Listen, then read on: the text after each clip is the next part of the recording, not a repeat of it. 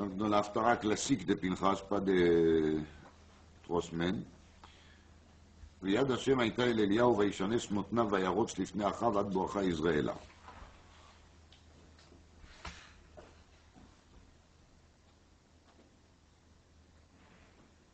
ויגד אחיו לאיזבל את כל אשר עשה אליהו ואת כל אשר הרג את כל הנביאים בחרב. Ça c'est typiquement Achav. Il y a 2 minutes, Eliyahu il court devant lui jusqu'à Israël. Achav il profite des kavod qu'il lui fait Eliyahu, et c'est de là que Chachamim apprennent que Cholkim kavod la malchut, même si le roi il est rachat. C'est le système de Achavim, chez Bechol Adorot, qui quand ça les arrange de se frotter avec des rabbanim, Mekoubalim, Mekablim, ça les arrange, mais à partir du moment qu'ils ont arrivé à prendre chez eux tous les kavods nécessaires, c'est là qu'ils vont les rejeter chez Izevel Minehem. Donc, ויגד אחיו לאיזבל את כל אשר עשה אליהו ואת כל אשר הרג את כל הנביאים בחרב. Mais Achav, il fait rien, hein? Il a juste raconté à sa femme, c'est tout. ותשלח איזבל מלאך אל אליהו לאמור, כה יעשון אלוהים וכה יוסיפון, כי כעת מחר אשים את נפשך כנפש אחד מהם. Il s'agit de quoi? Il s'agit de ce qui a marqué dans le Pérec d'avant. Eliyahu, il a tué tous les Nevi à Baal. Vous vous rappelez? Donc, Isével lui dit que ce qu'il a fait à tous ces Nevi à Baal, ce qui va lui arriver. וירא, ויקום וילך אל נפשו, ויבוא באר שבע, באר שבע אשר ליהודה, וינח את נערו שם. On ne sait pas pourquoi il a décidé d'aller d'Afka à Beersheva, mais il s'est éloigné d'Israël et il est arrivé à Yehuda, parce que Beersheva il appartient à la partie Yehuda. Donc il n'est plus dans le domaine qui appartient au Malché Israël, il est dans le domaine de Malché Yehuda. Il se sentit plus en sécurité là-bas. Vayanachet Na'aro Sham, il a laissé là-bas les Nars. Les Nars, c'est Mistomé Elisha. Hein? Mistomé. Vehu alach bamidbar, derech yom. Et lui, il s'est éloigné encore plus, dans le désert. On ne sait pas exactement quel désert. Ça peut être le désert de Yehuda, comme ça peut être un autre. En tout cas, Bamidbar. Il a marché un jour, il s'est installé en dessous des Rotem. Rotem, c'est un buisson, un petit arbuste qui est... Hein? C'est un arbuste, je ne sais pas quel est son nom exact, mais en tout cas, de cet arbuste, on a l'habitude de faire des braises.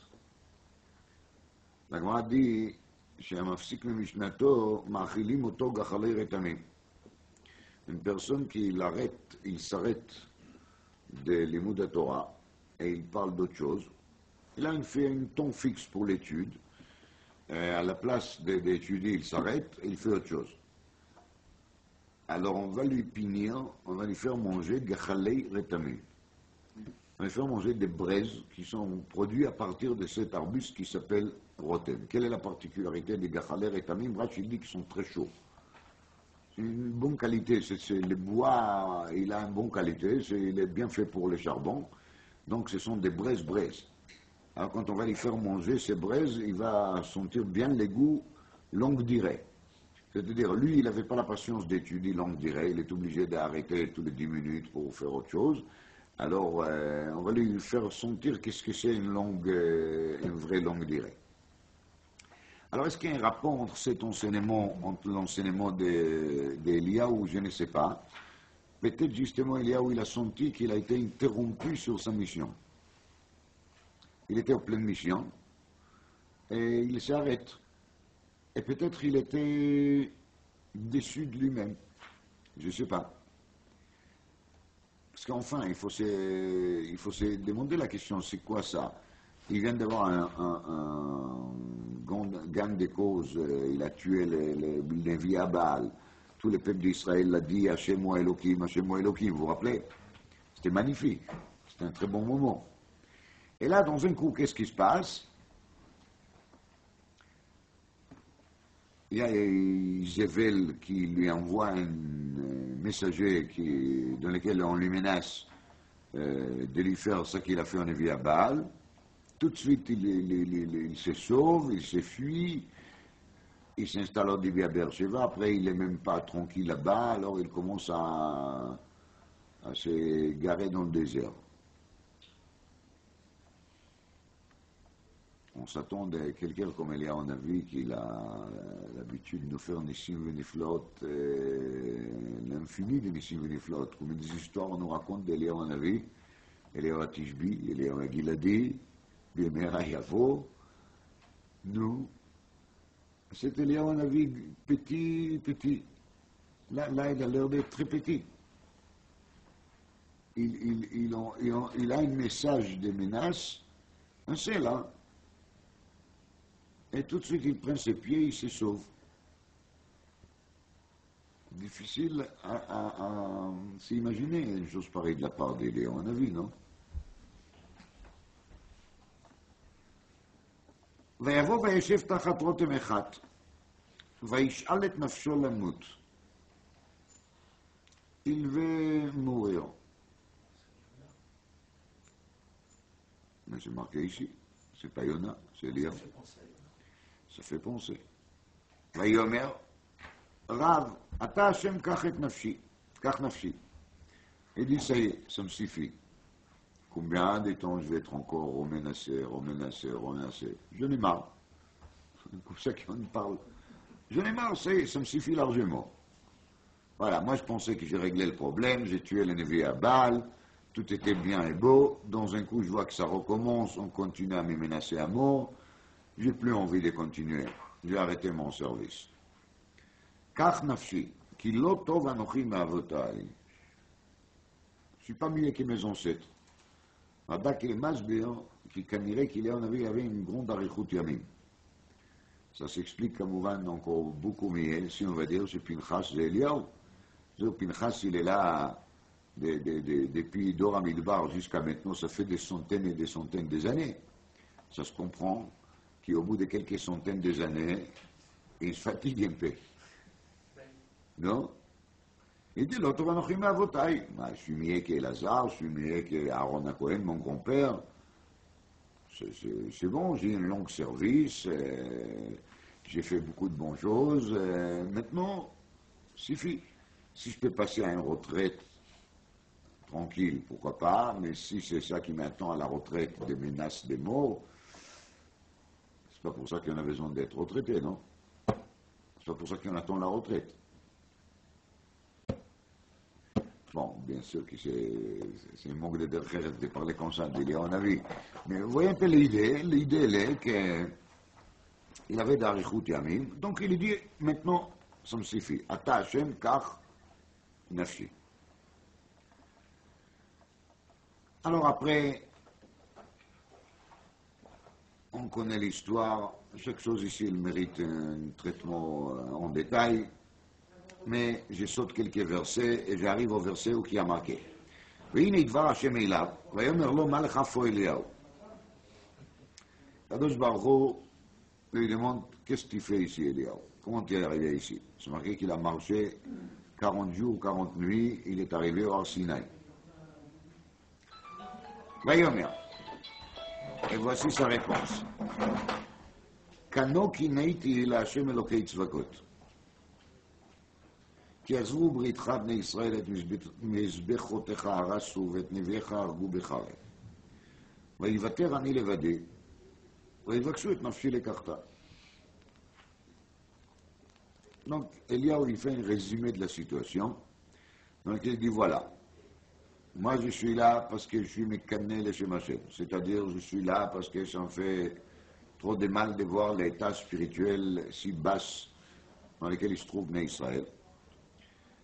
Mais Israël, ils ont abandonné l'alliance avec toi, ils ont détruit tes hôtels, ils ont tué les prophètes, et moi je suis le seul qui a resté. Et moi, le dernier, et même moi, les derniers, ils essaient de me tuer. Donc c'est quoi comme question? Qu'est-ce que je fais ici? ויאמר, réponse de Hachem, צא ועמדת בהר לפני השם. והנה השם עובר, ורוח גדולה וחזק מפרק הרים, ומשבר סלעים לפני השם, לא ברוח השם ואחר הרוח רעש, לא ברעש השם, ואחר הרעש אש, לא באש השם, ואחר האש כל דממה דקה. Donc c'est toute une mise en scène שהקדוש ברוך הוא יפה לכבוד אליהו. ובועשי ויהי כשמוע אליהו וילד פניו בהדרתו ויצא ויעמוד פתח המערה והנה אליו קול ויאמר מה לך פה אליהו. Exactement la même question qu'avant. J'ai déjà parlé de ça. ויאמר כנו קינאתי להשם אלוקי צבקות כי עזבו בריתך בני ישראל את מזבחותיך הרסו ואת נביאיך הרגו וחרב. מה יש להם רפונס? ויוותר אני לבדי ויבקשו את נפשי לקחת. Donc, il dit de Azet ça qu'il a dit avant. ויאמר השם אליו, לך שוב לדרכך מדברה דמשק. ובאת ומשכת את חזאל למלך על ארם. On ne voit pas du tout un dialogue ici. Comme toujours, Divrei Chazal sont les seuls qui nous clarifient vraiment Divrei Nevi'im. Alors, j'ai déjà dit les années précédentes quelque chose qui est marqué dans les Malbim, je vais le redire, avec plus de précision peut-être. בסייעתא דשמיא. כתוב כאן ככה.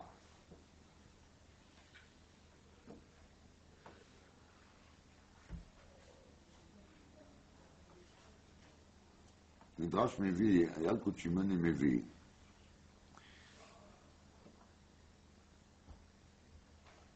למען נמשלו ישראל לאגוז. Le peuple d'Israël, il est comparé à une noix.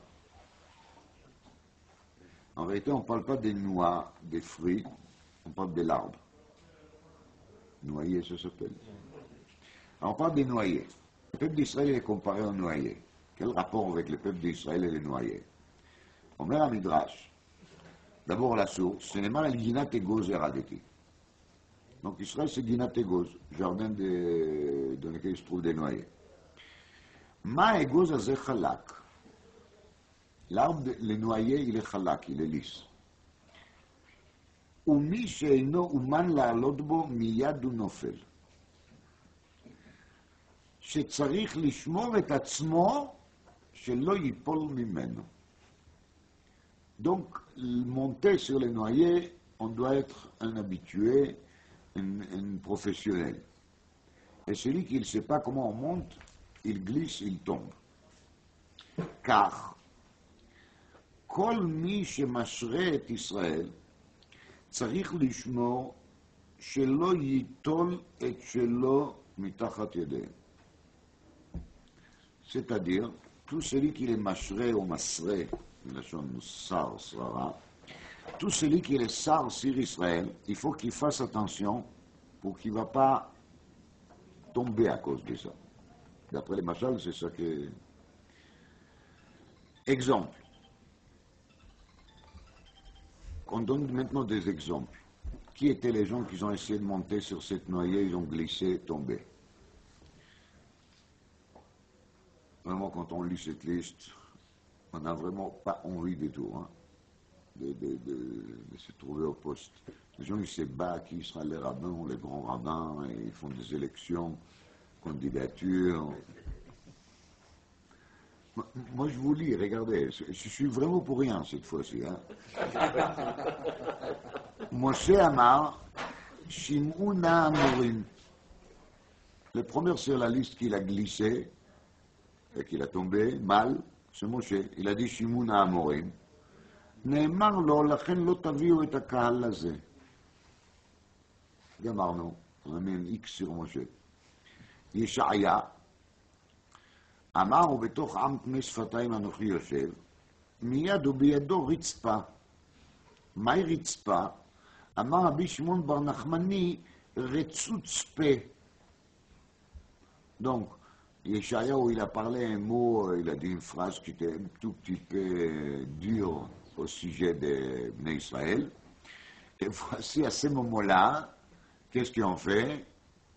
On lui amène Ritzpa. Qui l'a amené la Ritzpa? C'était un ange. L'ange, il a mis la Ritzpa sur sa bouche, dit Rabbi Shmuel bar Nachmani, Retzot Spe, ça veut dire on lui a écrasé la bouche. Yeshayahu en a vu, hein.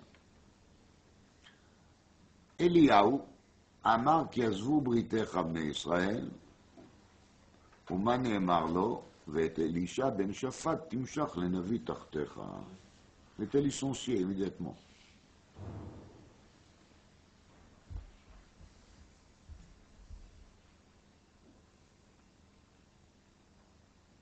בקיצור,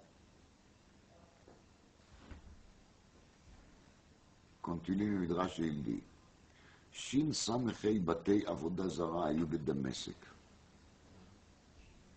Il y avait à Damasek 365 temples d'Avodah Zara. והיו עובדים לכל אחד ואחד יומו. Donc chaque jour, il y avait une autre idole. C'est exagéré, non? Mais justement, il y a les 100 jours. Voilà, il faut les changer. Alors, אמר לו הקדוש ברוך הוא, אליהו, עד שאתה מקטרג על בניי, לך לדרכך דמשק וקטרג עליהם. Il te manque des éléments à critiquer. Va à Damasek, c'est juste à côté, tu vas voir. C'est là-bas qu'il faut y aller. Et c'est ça le pérouche à Passouk qu'on vient de lire. ויאמר השם אליו, לך שוב לדרכך מדבר דמשק. D'après cette midrash, לך שוב, c'est une chanson fait tchouva. Fait tchouva, comprends sur qui il faut parler. Tu cherches des éléments, tu cherches des objets, des discours. Je vais te donner des objets, des discours. Vakasha. Voilà l'adresse.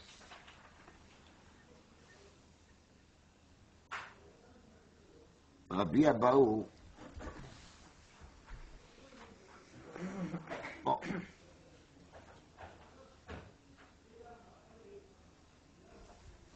On amène ici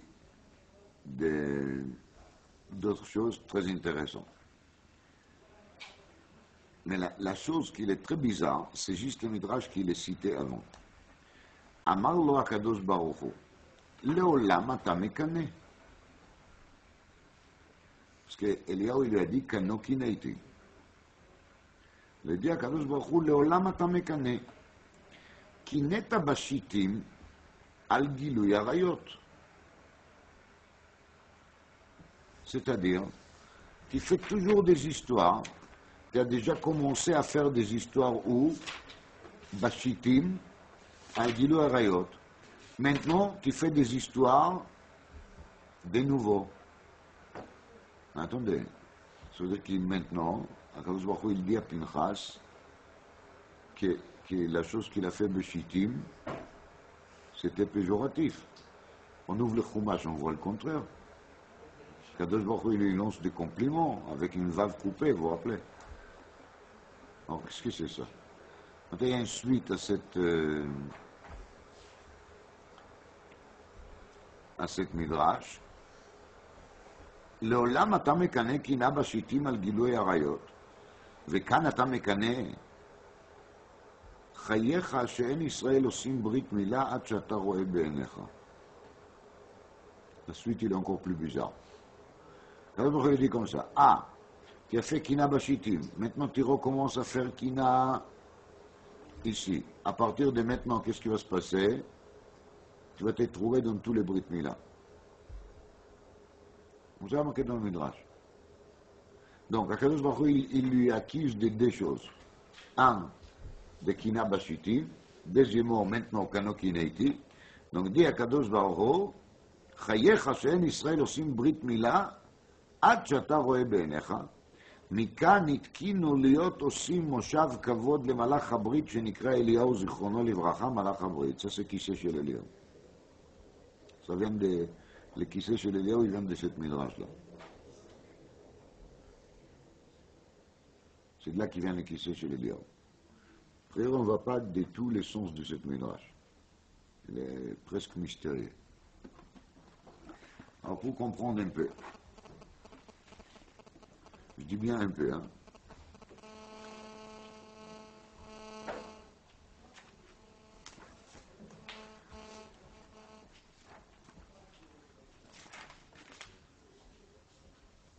פנחס בן אלעזר בן אהרון הכהן, כך כתוב בהתחלת הפרשה, השיב את חמתים על בני ישראל, בקנו את קנאתי בתוכם, ולא חיליתי את בני ישראל בקנאתי.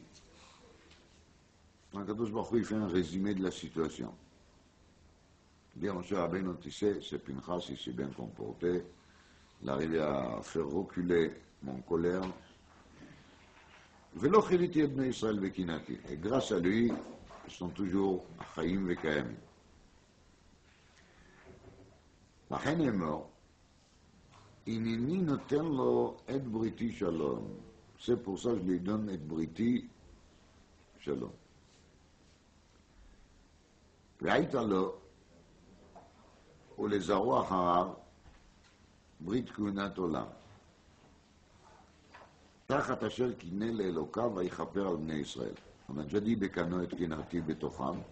Et maintenant on recommence et on dit תחת אשר קינא לאלוקיו.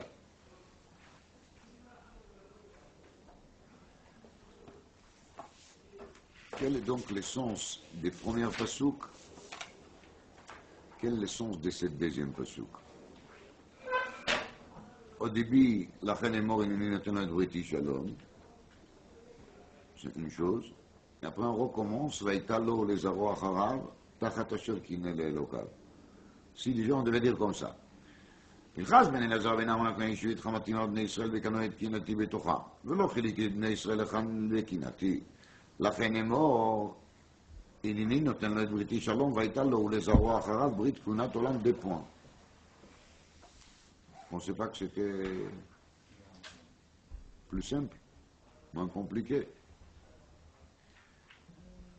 Mais en vérité, là, il y a שני דברים.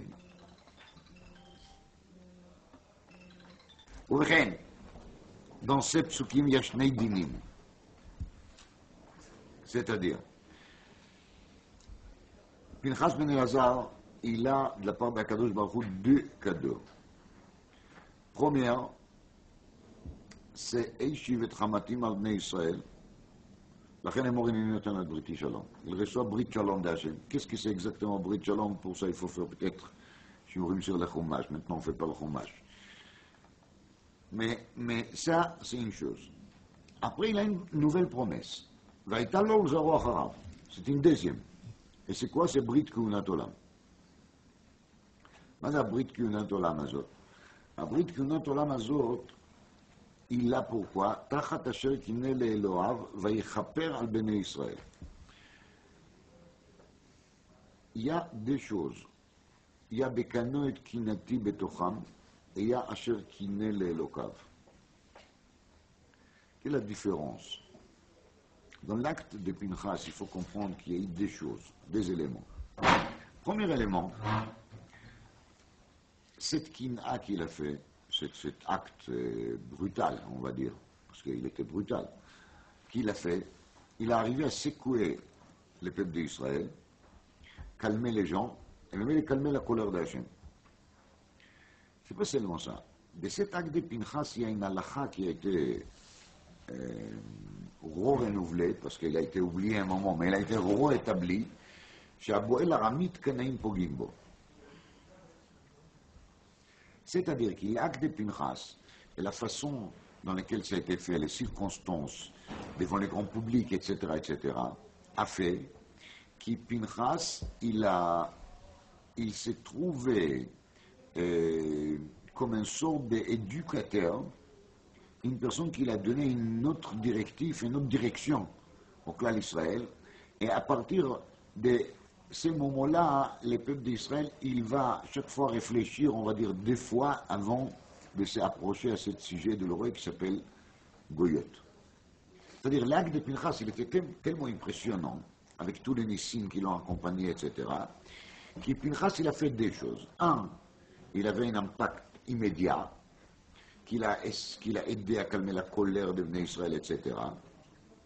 2, il a réussi à planter dans les clans d'Israël, les dorés d'Orot, une sorte de crainte, une sorte de réticence de cette avéra qui s'appelle aller avec une goya.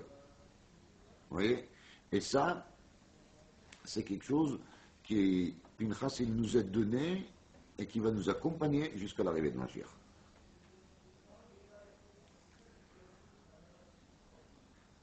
C'est pas seulement ça, c'est l'acte lui-même de Pinchas dans lequel il a fait un acte de kapara, c'est une sorte de srout qui est gardée pour les cas d'Israël. Il y a quelque chose qui s'appelle srout avot.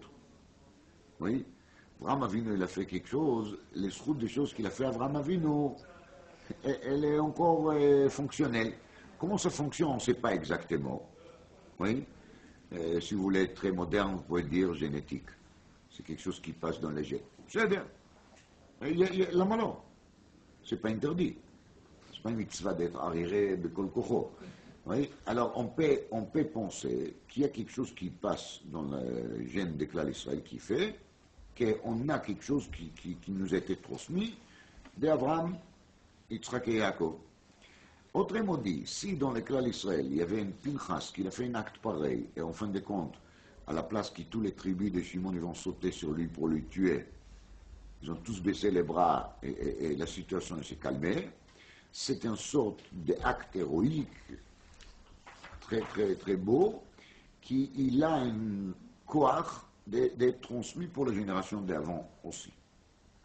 Et ce qui est marqué dans le passage, sur le passé, c'est-à-dire sur l'impact immédiat, Pinchas il reçoit quel cadeau, Hineni noten lo et briti shalom. Ça c'est pour lui. Aval, ve'aita lo lezaro acharav brit kunat olam, c'est une deuxième chose, c'est une deuxième cadeau. C'est pourquoi ça c'est tachat asher kinei elokav vayechaper al bnei Israël dans le futur aussi. C'est-à-dire, Pinchas, il a fait quelque chose qui va aider au clan Israël de se refaire pardonner dans le futur si ça va arriver. Parce que le fait est que quand on analyse la faute de Zimri ben Salou, on voit un chutzpah extraordinaire de sa part. Et comme la Gemara, elle nous raconte des détails sur cet acte, ce mavil mamash, se fait peur de s'imaginer jusqu'à quel point il était enfoncé dans la Touma, cette personne-là, l'Ichora. Et de l'autre côté, on voit qu'il, dès que Pinchas il est venu et il a fait ça qu'il a fait, ça suffisait pour calmer tout le monde. Et ça, c'est l'Ichora Pelé. Surtout qu'il était Messie Bétav, la Shimonie. Vous voyez? Donc, c'est une raison de plus que tout le monde va avoir toute raison de prendre la revanche. Katuv Beteilim Perek Kuf Vav. ויעמוד פנחס ויפלל, ותעצר המגפה, ותחשב לו לצדקה לדור ודור עד עולם.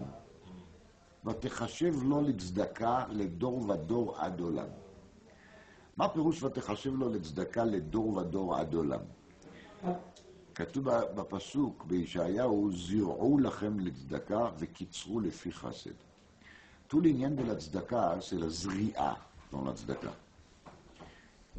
Moi, il nous raconte l'histoire de Binyamin Hatzadik, qu'il a nourri Isha et Shivat Baner. Oui. Après, il a tombé malade, on lui a donné encore 22 ans.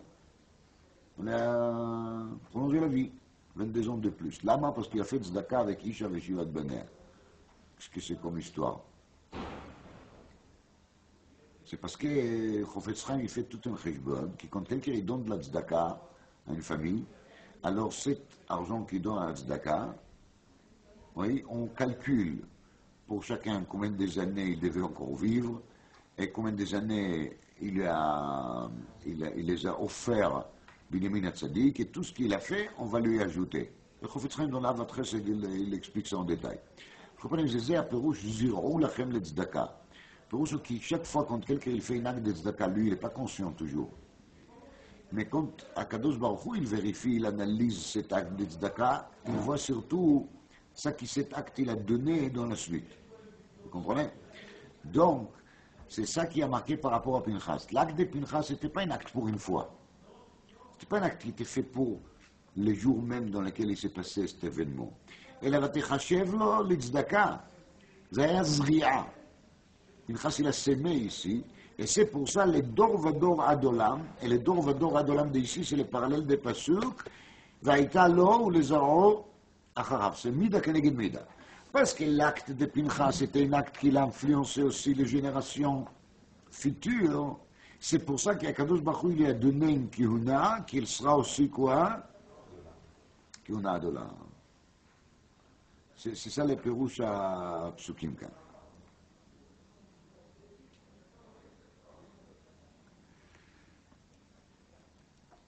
C'est-à-dire que dans l'acte de Pinchas, il y a quelque chose qui était censé de servir pour l'éclat d'Israël plutôt comme un acte de quoi?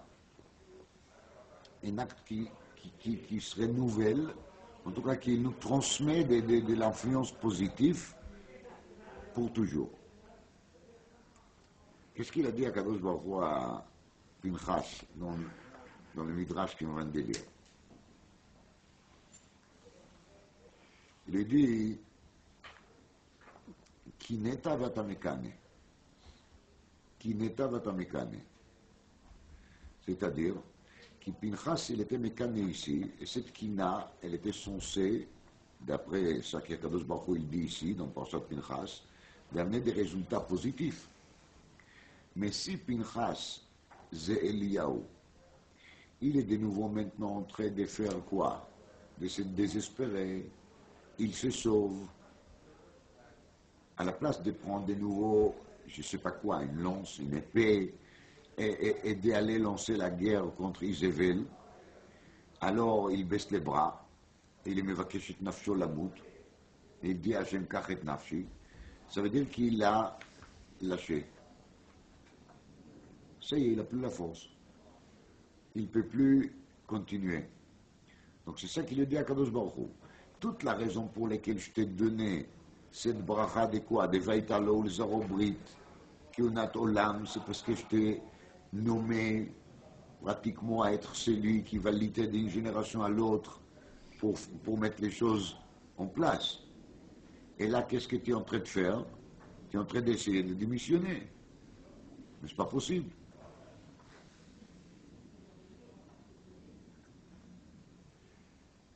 Qu'est-ce que dit Akadosh Baruch Hu à Pinchas? Maintenant, je te fais une gzera. Quelle gzera? Tu dois aller à tous les Brit Mila. Abraham nous dit, dans l'Hébreu דף י"ט, שאברהם אבינו יושב בפתחו של גיהינום. וכל מי שהוא נימול, אברהם לא נותן לו להיכנס לגיהינום. Comment il faut comprendre cette מאמר חז"ל? Est-ce que c'est כפשוטו qu'Abraham il est installé là-bas à פתח כחום היום, ממש à côté de la chaleur des גיהינום, il n'est pas les pauvres au Gan Eden avec tous les tzadikim, c'est quoi ça? C'est pas juste. Est-ce que c'est kipchuto? Est-ce que c'est pas kipchuto? Je ne sais pas maintenant. Moi, je dis comme ça, le sroud d'Abraham Avinu, il est là. Le sroud d'Abraham Avinu, il est là. Et il empêche que celui qui a fait la Brit Mila, il va rentrer au Guinon. Il n'y a pas de la place dans le Guinon. Sauf, dit la Gemara, sauf, mi shemoshech be'orlato, ve mi sheba al bat el necha. Celui qui va avec la Goya, hein, Abraham Avinu, il ne lui empêche pas de rentrer au Guinon. Même s'il est nimon. Même s'il est nimon. On voit bien de là que les deux choses, ils sont contradictoires. C'est-à-dire que la Brit Mila et d'aller avec Bat El Nechar, c'est quelque chose qui se contradit. Pourquoi je ne vais pas rentrer maintenant en profondeur de la chose, mais en tout cas c'est une contradiction, c'est une stira. Quand Akadosh Baruch Hu il a décrété qu'il y a un avis, il va aller assister chaque Brit Mila, à Pérouche qui Akadosh Baruch Hu il dit, il y a un avis, tu vas continuer ton rôle par force, al-Hamatcha, même si tu n'as pas envie, pour toujours, tu vas te trouver dans chaque quoi, donc chaque Brit Mila, qu'il est l'acte opposé au quoi, aller avec une Goya. Donc, tu étais nommé là-dessus et tu vas continuer à faire ça jusqu'à l'arrivée de Mashiach et Mishtom même après. Je m'imagine bien. Oui. Maintenant, ça n'empêche pas qu'Akadosh Baruch Hu, il lui a libéré de son service immédiat. C'est-à-dire que cette fois-ci, Akadosh Baruch Hu, il a laissé quoi? Seulement la première mission, mais il lui a enlevé à partir de maintenant la possibilité de faire le kinéti la deuxième fois. Pourquoi? Parce qu'il a baissé les bras. Et donc c'est pour ça qu'il lui dit à Kadosh Baruch Hu, moi j'ai besoin de quelqu'un qui tout ce qu'il va faire va être longue durée. Et là, ça a l'air que ça ne marche plus avec toi. Donc c'est terminé. Alors Eliyahu, il a dit quoi? Kano kinéti, il essaye de montrer avec ça qu'il continue comme avant. Mais Akadosh Baruch Hu, il n'accepte pas. Et il lui a dit, Elisha, Timshach, le Navi Achorecha. Toi, c'est fini. Je te laisse comme décret, comme un arrangement quoi, les Brit Mila. Ça, c'est lié avec ta ancienne mission. Mais Mikan Veilach, c'est terminé. C'est fini. Donc, les routes d'une personne dans chaque acte qu'il fait, n'importe lequel, elle est toujours mesurée par ça qu'il va laisser comme suite. C'est-à-dire que quand on fait quelque chose, n'importe quoi, il faut toujours penser sur la responsabilité qu'on a dans cet acte, sur Atsof Koladot. Chaque chose qu'on fait avec nos enfants, avec les gens qui nous entourent, avec les amis, vous savez quoi? Même pas avec les amis. Avec quelqu'un qui on rencontre par hasard, quelqu'un qui rentre dans la choule. Des fois, un mot qui est dit à sa place, elle peut faire niflaot. Et des fois, un mot qui n'est pas à sa place, elle peut faire noraot. Donc, il faut toujours avoir ce sens de responsabilité là-dessus. Après, il a dit d'avoir Nora Meod. C'est marqué dans la Gemara שעגלה ערופה מכפרת על יוצאי מצרים. כך כתוב בגמרא. כשמרקד על חומש כי לזקנים, quand ils disent les textes sur עגלה ערופה, ils disent כפר לעמך ישראל. אשר פדית. די לגמרא, מי זה עמך ישראל אשר פדית? יוצאי מצרים. למוד רב חיים שמואלביץ' איזה כפרה צריכים יוצאי מצרים? על איזה כפרה מדברים פה? מה הם עשו? זה מה שייך לזה עגלה ערופה. Il a expliqué à Abraham Shmulevitch comme ça. Igla Roufa on amène parce qu'il y a une personne qui a tué quelqu'un. On n'a pas trouvé l'assassin, n'est-ce pas? Si cette personne il a tué quelqu'un, c'est pourquoi? C'est forcément parce qu'il y a eu quelque part quelque chose qui était tordu dans son éducation. C'est bien un des parents qui lui a pas arrivé à lui transmettre l'importance de l'interdit de Retzicha. C'est pas son père, il lui a dit tu peux tuer, non. Mais il n'a pas vu ou il n'a pas entendu de son père parler de la Retzicha comme quelque chose qui est complètement exclu. Ou bien peut-être c'était un de ses rabbins, ou bien peut-être c'était un ami à lui. Vous savez, les gens ils disent des fois comme ça, je vais te tuer. Même de sortir une parole comme ça de sa bouche, c'est déjà pas bien. Parce qu'il s'est habitué à écouter une chose pareille. C'est-à-dire, je vais te tuer. Qu'est-ce que c'est ça? C'est une sorte de froid que la personne il a par rapport à la question des shvichut damim. C'est très dangereux, c'est très mauvais. Et quand on parle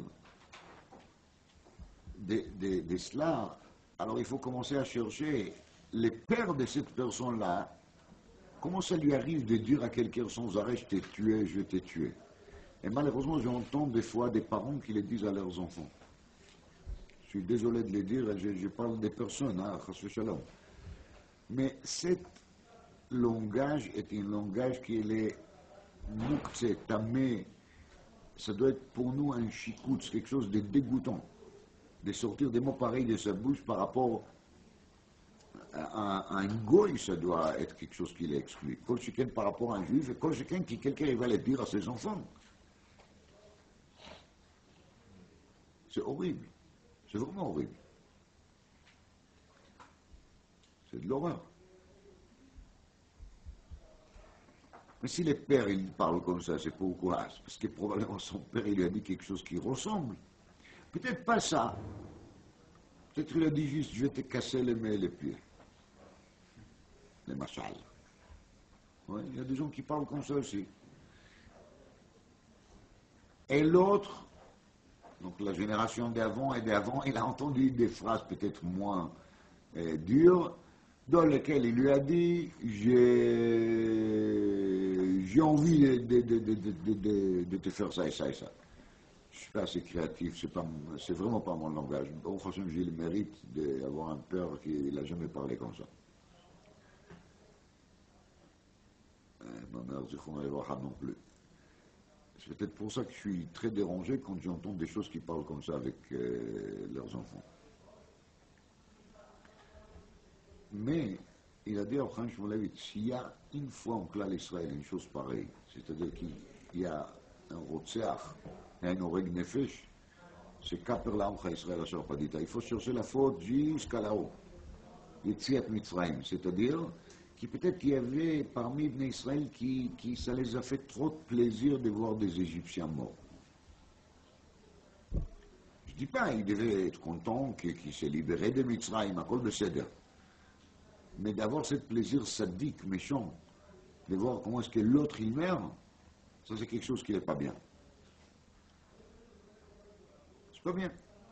Akadosh Baruch Hu, il a dit même aux anges, Maaseh Yadai Tovim Bayam Vatem Omrim Shira. אין פה מה לשיר. צריך להרוג, אני הורג. חזוניש כותב ביורדי סימן ב' pourquoi il n'y a pas aujourd'hui les dîmes de Moridim ולא מיילים? Parce que Moridim ולא מיילים c'est quelque chose qui les bédines, il faut qu'il les fasse מקרב לב ויגון עמוק. Dans la tristesse profonde. S'il y a un manque de tristesse profonde, alors bédines, ils n'ont pas le droit. Et les bédines d'aujourd'hui, les chachoud par le chazonish de ne pas être assez tristes.